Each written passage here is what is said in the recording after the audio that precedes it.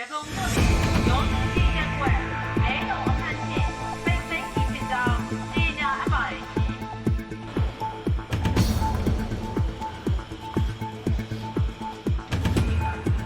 ကိုယ်နိုင်ပြောင်းဆက်နိုင်နေပြီပါရောနိုင်မြန်မာနိုင်ငံအကြောင်းတွေလည်းဓမ္မဆွေးနွေးလွတ်တော်ပါဒေါက်တာနန္ဒကျော်စွာပြောင်းဆက်နိုင်နေပြီဒေါက်တာနန္ဒကျော်စွာပြောင်းဆက်နိုင်နေပြီပြောင်း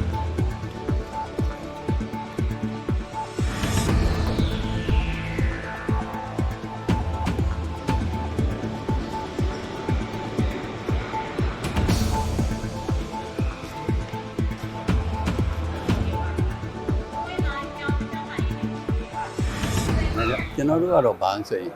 ဟိုလေတိုင်းပြည်ငြိမ်းငြိမ်းချမ်းချမ်းနဲ့တူတက်စေချင်တယ်ဒါပညာရေးတော့အကုန်ပေါ့ပါပဲကျွန်တော်တို့ကဝန်ထမ်း39နှစ်လောက်လာတယ်ကျွန်တော်တို့86နှစ်တောင်ရှိပါပြီ